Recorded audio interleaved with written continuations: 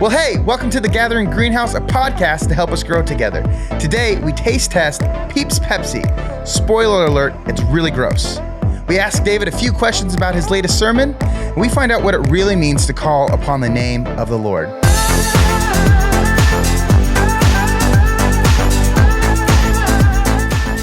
Good morning and welcome to our podcast here at The Gathering Greenhouse. Welcome. Hi. Well, are you lost in which camera you're looking at? I am. It's funny because David. I said David, and he did the same thing. Well, I thought it was this camera right here at first, and John's like the point, like we don't know, like we're dumb and can't figure it out. It's true. I initially thought it was this camera because it's got the furry squirrel on top of it. Ooh, but yeah. now I realized that's the middle one, and that's the one I'm supposed to look. Would you call that I might call that more of a raccoon color. Yeah. The technical name is a dead cat. Down here, right? Have you seen a white squirrel around here? Oh yeah. They're I haven't seen one for a long time. I've not seen one down this far, but up in Kettering, I've seen them. Right. Yeah. Well, we got a fun podcast this morning, and I'm excited you're back, David. It's good to have you but here. I'm kind of disappointed we stopped talking about squirrels. Well, squirrels are distractions, and we're trying to move things along a little bit. Squirrel! You know how I am with distractions. Sometimes it's too easy. Easily distracted. Yeah, we got one fun thing we're gonna do in the beginning, and then we got some questions. Not so fun. Well, things. not so. It's still gonna be. I still find it fun. I'm excited to talk about your sermon today and see where that goes.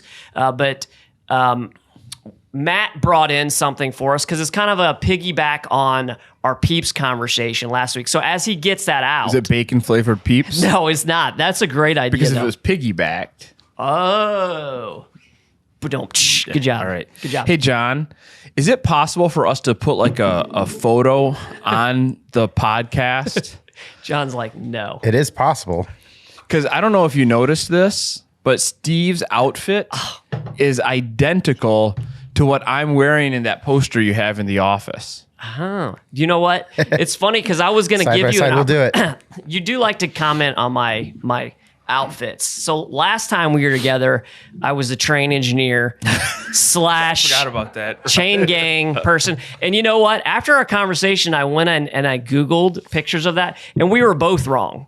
Okay, so what were you? Well, Wait. We're was- going to need another picture for whatever he says here. I was closer to the train engineer. It definitely wasn't the chain gang outfit because I looked that up. It's much wider. And it goes stripes, this way. And it goes this way. Right. But the reason you said train engineer is because my shirt actually matched the overalls that they wear. The overalls are exact same color as my shirt, but they wear a blue collared shirt underneath All the of overalls. them?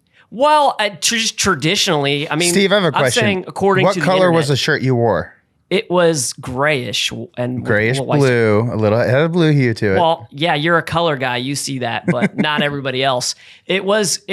But if you look at like if you Google train engineer, you'll see they're wearing a light blue collared shirt and overalls. And a neckerchief. Yeah, some of them wear that. Like some of them I saw. Some All of the them good ones do. Well, yeah, of course.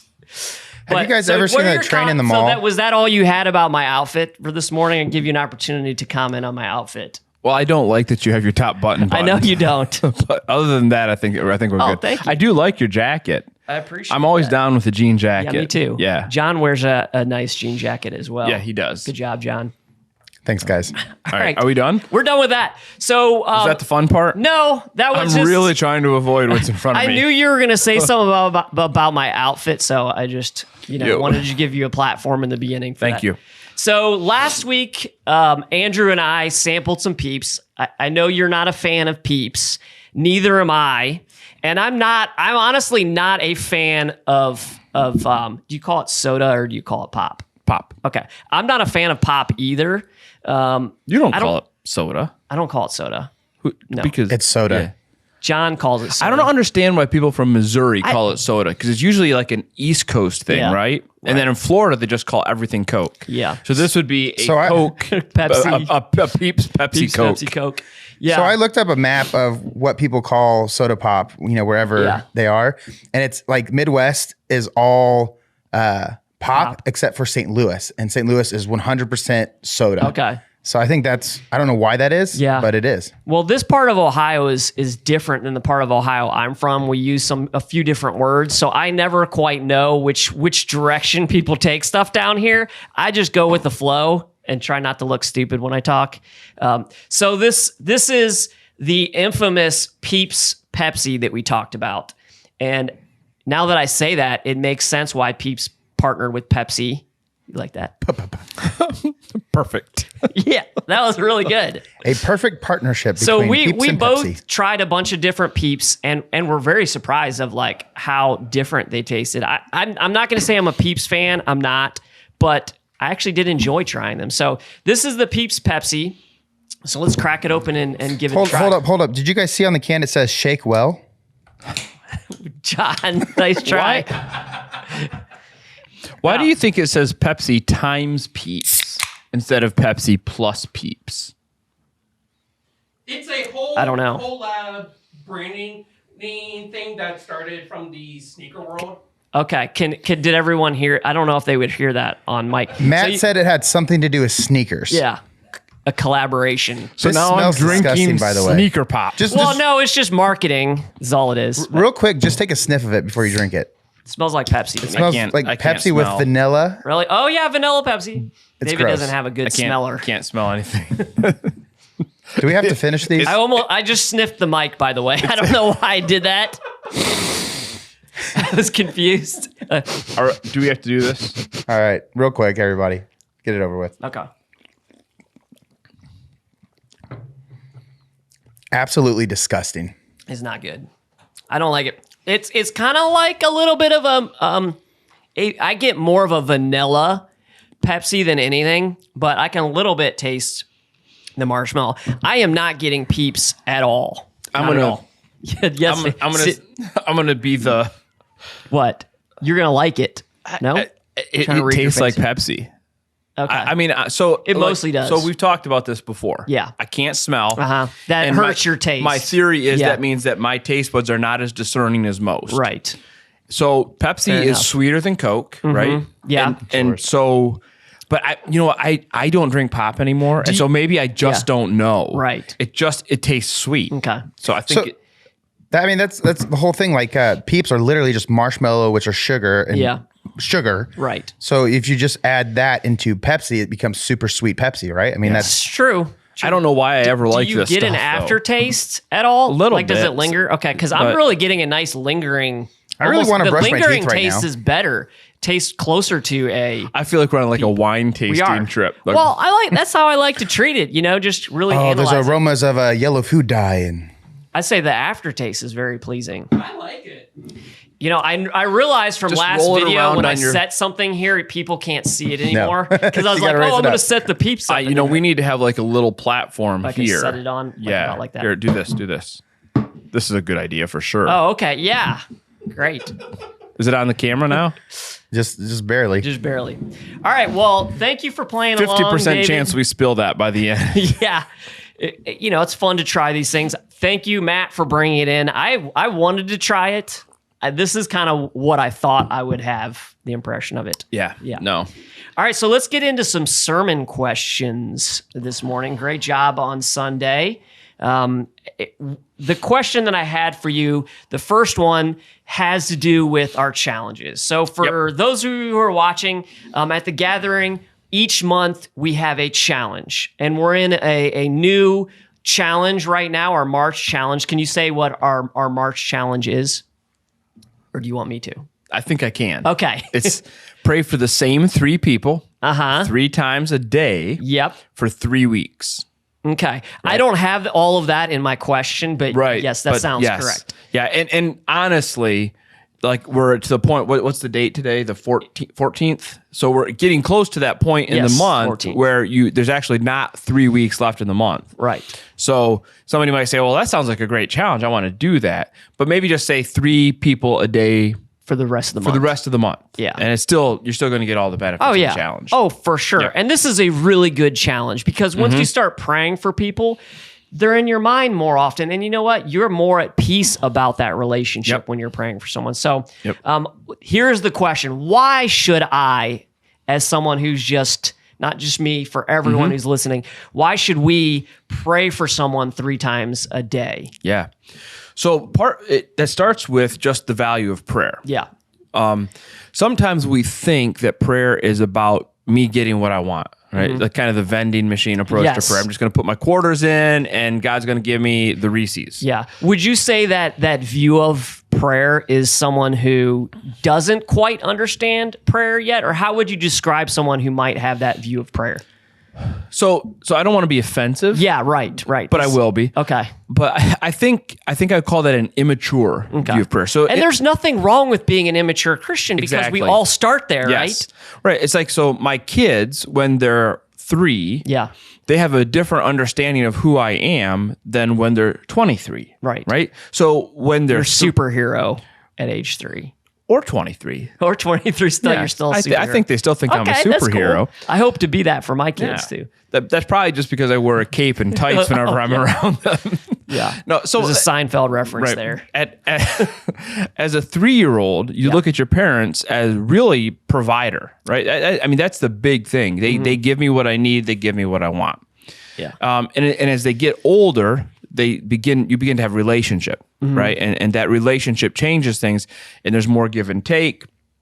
And eventually there's even this kind of level of friendship that happens. So I think the same is true in our relationship with God. You know, when we first start that relationship, we're immature Christians, and we very much see him as provider, which is good because that's who he is, but we can kind of maybe see him as only that. And so my relationship with God is very much, what can he give me? Yeah. Right? And so my prayers reflect that. Well, that's the immediate need in front of us too. We're not looking like long term with the relationship at that point. Right. We're just thinking of like, what benefits can I get out of this? Yeah.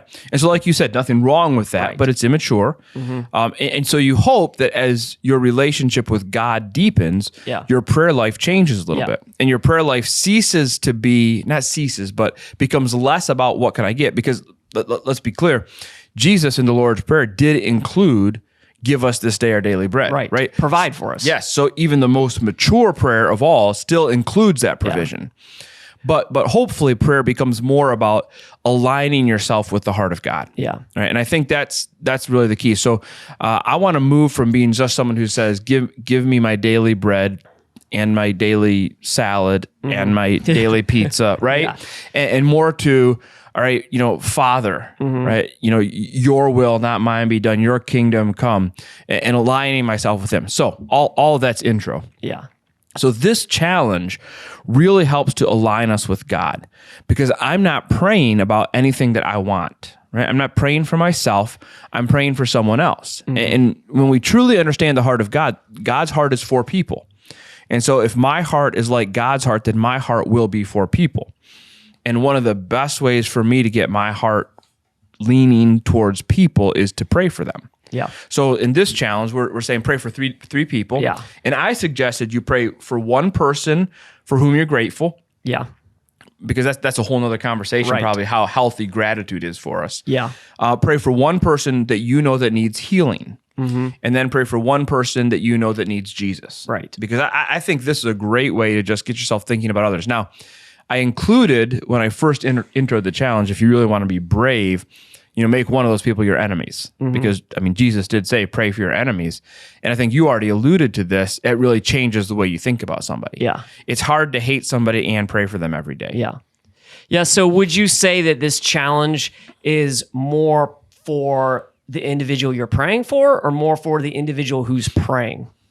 I think it's more for the individual who's praying. I would agree with that Yeah. too. Yeah. Because usually when we think about, I'm going to pray for this person, we might initially think, oh, I'm doing this act for that person. But it really can change your heart and align you closer to God when you are doing the things that we're told to do, which is pray for other people and pray for the things that we have.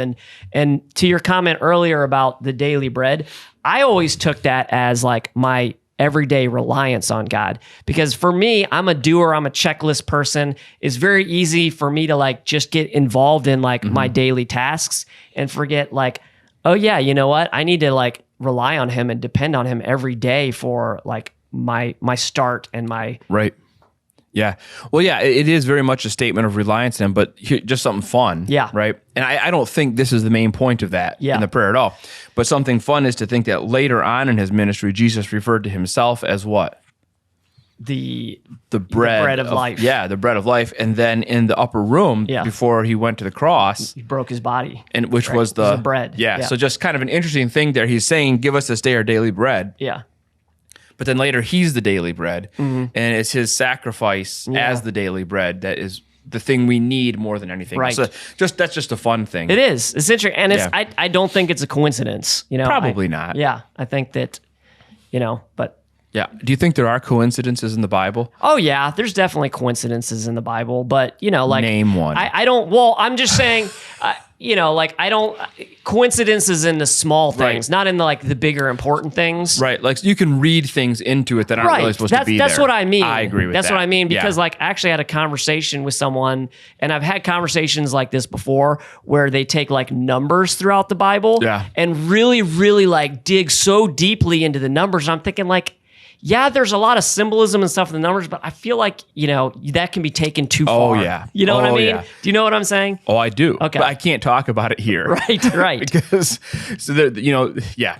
Yeah. I mean, there are people who really they find things in the Bible that I just don't think are there. Right. Yeah. And, for sure. and that's what I think I mean. That's what I mean by that. Yeah. I don't want to give any specifics right. though. Yeah, exactly. I That's don't want not to make the- somebody feel bad. Exactly. Yeah. And I mean, if you're really into digging into the meaning, there's nothing wrong with that. But if that's your main focus, it's not ultimately a good thing because Yep. Jesus is ultimately the main focus and Yep. how our lives should change and transform to him, right? Yeah, I mean, right. life changes, the whole point. Yep. So- we're going to do something that we've never done on the podcast before. Okay, what's that? I need to take a time out. Okay, time out. Time out. And we're back. All right. All right, there we Should go. we explain what happened? If you'd like to. It's kind of a funny story, Okay, right? yeah, All sure. right, So we live here in Ohio, right, in the Miami Valley, Yes. which is often commonly called the Valley of Bad Air. Oh, really? I always heard it's Sinus Valley. That too, right? Because I have a headache right now, and I guarantee it's my So sinuses. I have got a solution for you. What's that? If you have a sinus headache, you need to navage. Okay. So if you don't know what navaging is, think neti pot. yes. Right. This We sounds take- like witchcraft. It does kind of. It might be. So the neti pot is where you take the teapot, Yeah, right? You I it in have a one neti pot at nostril home, and it yeah. comes out the other, Right. right? Yeah. So what the navage is it's an electrical, it's battery operated. Okay. And you stick it into both nostrils like Yeah. this, and you hit the button, and it runs like the saline water. cycle through- It shoots it in one nostril, and then it vacuums it out the other. And this other side doesn't go back in. It's not like No, a it's- circular thing. Because I'm thinking, if it's like. Yeah. So, but there's like a reserve tank Okay, that that- it goes back into. Okay. So because we live in the Valley of Bad Air, and because Yeah. I have reasonably bad allergies, which Yeah. may be why I've never been able to smell. Right. True. So I often will navage in the morning. The problem is sometimes when I do that later on in the day, like there'll be water that Yeah. got stuck, and it will just all of a sudden just if I tip my head the wrong way, just like a stream of water. So I actually had to stop navaging on Sunday mornings out of fear that it would It would happen on Right. stage. So I was fun. just realizing that this might happen, and I didn't want it to because I'd have to catch it in my water, and then yeah, And back. so so Okay. it was Well, witchcraft. thank you But for. I giving would us I an would update. for your sinus headache I would recommend. So what's the difference? Like, is a navage way better than a neti pot, or are they very similar? Because in the neti pot, it comes in and out one. It is. So I would say the navage is better. Okay. It's easier. I think it's more comfortable and it's more powerful. Okay.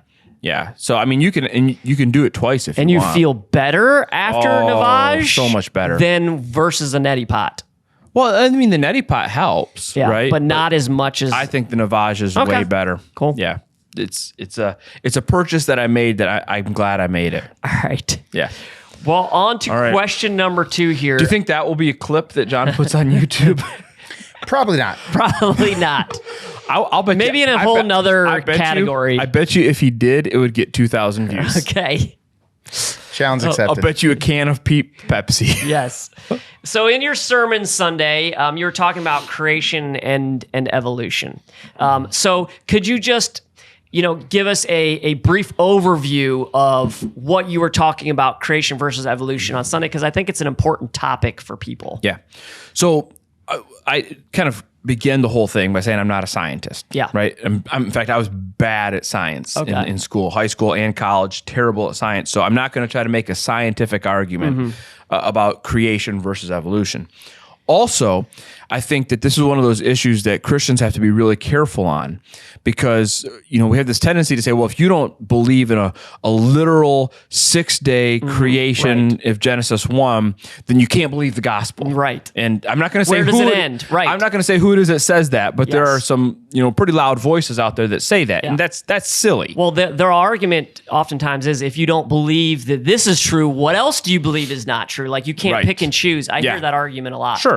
Now, me personally, I am more convinced that creation is as it appears in Genesis. That I actually think we should take Genesis literally. Okay. But that's not a hill I'm going to die on. That's not something I'd say is a burn for issue. Okay. So all that kind of that's just the ground.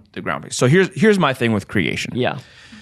If you listen to the leading physicists, astrophysicists, scientists, whatever, who talk about the origin of everything. Yes. They still would point to some kind of a Big Bang explosion type event, right? Yes. This massive event. And then it was followed by a series of more explosions, like really rapid heating and cooling. And things happen fast and then they happen slower over time. Right. And this whole process, over billions or maybe trillions of years, I don't even know. Yeah. You eventually had these planets form, right? And then water and then eventually life. Yes. Right? So that's the process. My question is, I'll concede all of that for the sake of argument. Now, I personally don't concede all of that, but for the sake of argument, I'll concede all of that. My question then is, how did it start? Yeah. Right. Who started? What started it? What started it? So I asked 3 questions on Sunday. I said, how does something come from nothing? Because that's not right. It can't. My second question breaks all the laws of physics. It does. Right. My second question was, how does order come from chaos? Yeah. And I think this might actually be a more practical question. Because we live in a very orderly world. Right. And the beginning that we're told is a very chaotic beginning. Yeah. And generally speaking, order doesn't come from chaos. Chaos just leads to more chaos. So, I use the illustration of our bodies, right? That our bodies are very orderly. The sun rising and setting, very orderly. The seasons, very orderly. So everything about our world is orderly. How does that happen if it started so chaotically? Right. And when we observe life and we observe things, when something looks orderly, it's because someone designed it to be orderly. Yeah. Right. And so then the third question was, how does something that is inanimate become animated? Yeah. So your explosion, your early stuff, that's all rocks. Rocks are inanimate objects. How do we get from there to us? Yeah. Right? Walking, talking, living, breathing beings. So my solution to those 3 questions is there has to exist something outside of our reality. Yeah. So there's got to be something that is your uncaused cause, right? That first cause that is eternal. That has to exist. There has to be an unstarted starting point, and there has to be something outside of reality that makes it all happen. And whatever that thing is, it can't be a part of reality because it created reality. And I know this begins to be a little bit out there when you start talking about reality and other realities and alternative realities. But the point is that we need something else in order for us to exist. Right. And then I would say that something else is God. Now, I'm not going into all the details as to why I think that something else is God. But what we did on Sunday was we jumped from there to how do we know who that is unless he reveals himself to us? And he revealed himself through Jesus. Yeah. So do you think on Sunday that you oversimplified that? And I know that you're constrained by time and people's attention. Because absolutely. Not everyone's going to hear this, but not everyone's going to want to hear the in-depth explanation of it. Yeah. So if this video goes viral, which it probably will. If it's going to. Right, with the Peeps, right now. Of course it will. Yeah. So you'll get people commenting on here, and maybe now they won't because I'm saying this, right? Yeah. But you'll get people commenting on here about how, what I'm saying is wrong. Yeah. And I'm oversimplifying, and there's answers to these questions, and that's all fine. I am oversimplifying, but you can sometimes oversimplify something that's true for the sake of communicating. Oh, yeah. Right? Like, I think no matter how you ask the question of how did something come from nothing, that question holds up. Yeah. It does. And people will say, well, there's more to it, or it's more complicated than that, or you're skipping details, or you're leaving things out. Well, no, just come back to the very simple question. How did something come from nothing? Because that has to be the starting point. And I'll tell you, if you go and ask the leading physicists and astrophysicists that question, they can't answer it. Oh, yeah. And they'll admit that. Yeah. So I think, it's an oversimplification, but just because something is simple doesn't mean it's not true. True. And I feel also, to piggyback on that, is that, there takes a great deal of faith and trust in the hypotheses these scientists have about their theories, that they don't have all the answers, and these are just theories because no one was around to observe it. Right. Yeah, so they're looking at what's happening today and in the world and projecting into what could have happened in creation. So you have to have some faith even in that to believe it and trust it. Yeah. Like, this is the way it turned out. So do we have time to run down a squirrel trail? Do we have time? We don't, but let's do it. Okay. All right. So what you just said is, I think, really important. Because when we talk about origins, we're not actually talking about science. Yeah. Right? Because there's nothing in science that can help us figure out how everything started. Yeah. We can't reproduce it. Yeah. It's observation based. Nobody observed it. Yeah. And so there's no way for us to prove anything about it. What we're really talking about is you can call it either historical philosophy or philosophical history, but we're really in the realm of just doing our best to reason something out that we can't ever really prove. Yeah. So I think we should take it out of the realm of science and just say, we can do our best. We can guess. Yeah. We can compile evidence. We can try to interpret that evidence. But we can't ever scientifically prove it. So maybe we should back away from calling it science so much and think more in the realms of philosophy, logic, history, those kinds of things. Would you say that on both ends? Would you say that for creation end and the evolution end? Absolutely. We should both not speak with absolute authority on the issue. Well, this maybe will be hard to swallow for some people, Okay. but are you ready? I'm ready. Creationism. See if I can swallow. Creationism is not science. Yeah. Right? It's not. Absolutely. It's religion. Yeah. It's philosophy. Well, the Bible's not a scientific book. It's history. Yeah. It's all those things.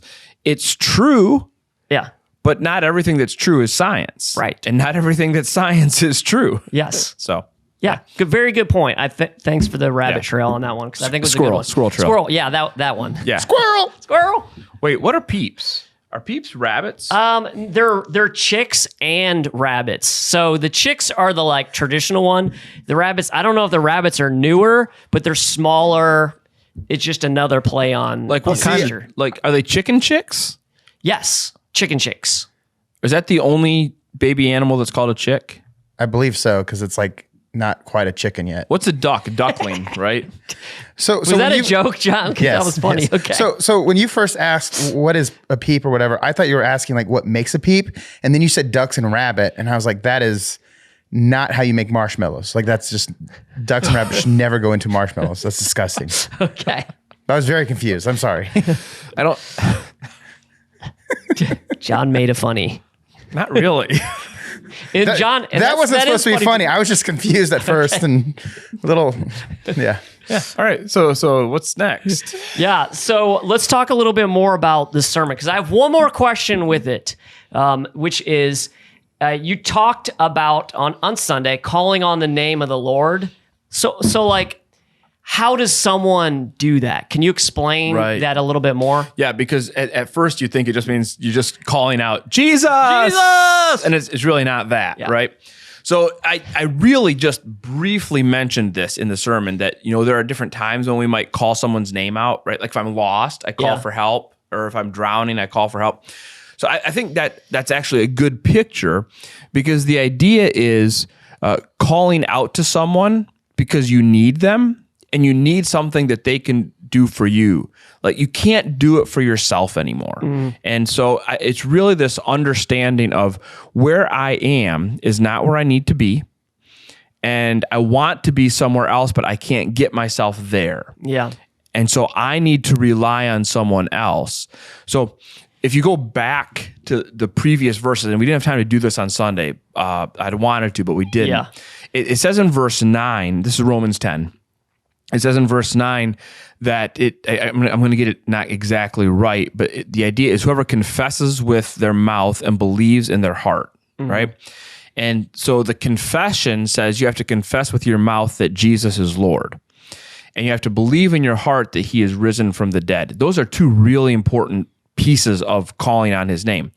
Because to believe that he has resurrected is to believe that he is God. Right. That's the whole point. Jesus rose from the dead to prove that he was God. So you're believing that he is God. He's actually that outside of reality creator of everything. Yeah.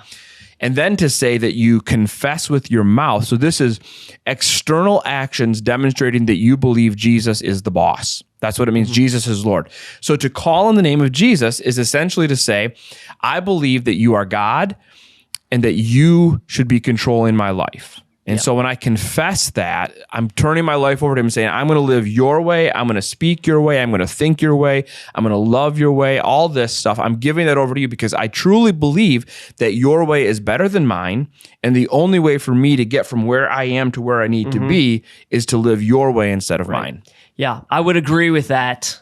And I would say also that to me, that's the first step in a relationship with Jesus is like if in any life change, we have to say like this is something I struggle with and I can't do it on my own. And I believe it's part of our sin nature and something that we can't get away from in a sense that like that's a thing that like if we didn't need a savior, then Jesus wouldn't have come, right? There would be no need for him. But the truth is we need a savior and all of us struggle with different things. So to call on the name of the Lord is to say, God, I can't do this on my own. I need help. And as we know that anyone who's struggling with something, one of the first steps is admitting that you can't do it on your own or you have a problem or you have an issue you can't solve. So to me, it's like, it should be one of the first steps. I know it's not. I know for a lot of people it's not. Yeah. They're just figuring things out. But it really is the first step to really saying, I'm going to not only like know the name of Jesus, but I'm going to live and follow in the name of Jesus. Yeah. And I'm going to like actually like know it and understand it and live it out. When you start saying, not my ways, your ways. Yeah. Help me. You almost hit those. I just realized I did almost. So I start talking with my hands. Yeah. Yeah, absolutely. Yeah. Agree. All right. So I have a follow-up question to this, right? So what encouragement or advice would you give to a Christian who, let's say they're dealing with a sickness, a illness, and they are crying out to Jesus. They are full of faith, trusting him. They know they need Jesus to step into the situation to bring about healing or whatever they're praying for. And yet it doesn't seem like God is acting out of his power in that situation. And maybe they're discouraged, sometimes you hear a lot of different things. Well, maybe you just don't have enough faith, or you're not doing it the right way. Like, what would you say in that situation to those people? Yeah. Is this question for both of us? Sure. Do you want to go first, or you? Why don't you go first on this one? Yeah, this is a really important question for people who maybe haven't been a Christian for a long time, or maybe like teen years. I think especially because. Along with any relationship, you have to build trust. And trust takes time. Like that's one of the most important ingredients in trust is just an experience over a period of time where you have faith in that person that they're going to be who they say they're going to be. So to me, I think that when we look at stories, Old Testament stories, New Testament as well, but you can see it more in Old Testament of, a span of time that takes place and instances that happen where you're like, God, where are you in this? Like Joseph, where we just talked about, where all these terrible things happen to him. We're like, how is God going to use any of this in Joseph's life? But when we look at towards the end of the story of Joseph and we see, oh my gosh, God was there all along, but there's no way Joseph could have known what was going to happen. I think that, yeah, you have to have like, God, I don't know what you're doing right now, but I'm going to choose to trust you. And I'm going to choose to trust you because I know how you've provided for me in the past. I know how you've provided for people like Joseph and David and Paul and, other people, characters in the Bible that we see who go through really tough and difficult times. And because of all those things, I'm going to choose to trust you when it doesn't make sense and understand that you're going to make all things right in the end. Yeah. Yeah, no, that's good. I think that the relational piece of that's important. I think one of the things about this question is it really requires a balance of truth and grace, right? And so, like here, I'm sitting on the other side of a camera. Yeah. And we're just throwing this question out hypothetically. So it's super easy for me to just talk to the camera and just, this is the truth you need to know about this, right? But if I'm sitting across a hospital bed from a family whose totally loved one is different. dying, Yeah. I'll take this question completely differently. So let me try to do both of those. Right. So let's start with the truth. The truth number one is that God always heals his children. Yes. Always. However, not always on this side of the grave, right? So sometimes... Or our timing too. Yeah, right. So sometimes our healing happens in eternity. We actually, the illness takes us. That happens. And when that does, we struggle on this side because we've lost someone. But, we also understand that they are no longer suffering, and it's actually a good thing for them. Yes. So... But again, this is up here. This is truth. This is head knowledge. Right. You don't say that to someone who's suffering in the moment. I might say it to the person who's suffering, but not to the people who are losing the person. Right. Right. Yes. So the other real important truth is what you already touched on, that God uses our suffering for good. He uses our suffering for the good of others. He uses our suffering for our own good. We need to suffer in order to grow. And honestly, this is not a Christian-only belief. People out in the world understand this. You go to a gym, right? And everybody in the gym is suffering. I can tell you've really suffered. Thank you, David. I appreciate that. I mean, everybody in the gym is suffering because they all recognize there's value in suffering, right? So just apply that to all parts of life. That's the truth. Now, the other side, the more merciful side, is when you're in that suffering, I think it's really important to remember that sometimes you just need to know that somebody's with you. Right? Yeah. And presence. And I think that's one of the reasons the Bible talks so much about Jesus as someone who went through everything that we went through. Yeah. And why in Psalm 23 it says that God goes through the valley of the shadow of death, which interesting here. In Psalm 23 it says he leads me in paths of righteousness, right? And then the very next line is, even though I walk through the valley of the shadow of death, which is to say the paths of righteousness are the valley of the shadow of death, right? If I want to be righteous, I've got to go through the valley, but God goes through that valley with me, which is really cool. No, and the last thing I would do is I'd point someone to the Garden of Gethsemane and say, that's where Jesus prays, hey, Father, if there's another way, which is the exact prayer that John is talking about, right? Calling out to Jesus, take away my sickness, take this suffering from me. That's what Jesus was praying. And then he said, nevertheless, not my will, but yours.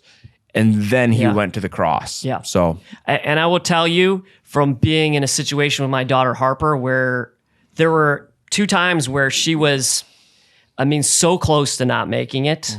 And I'll tell you, in those moments, I wasn't thinking about the theoretical. I was only focused on, God, there's another way, and that's what I'm praying. That's the only thing I'm praying for right now is, God, situation seems really bad. I'm praying for a miracle right now, and I'm trusting in a miracle in you. Yep. Good stuff. Yep. Does that answer your question, John? It does. Great. Well, thanks for spending some time with us, David, this morning, and John and Matt for you as well. And for all of you who are watching us on your computers, your cell phones, or tablets, thanks for joining us today. And we hope you got something great out of our podcast this morning.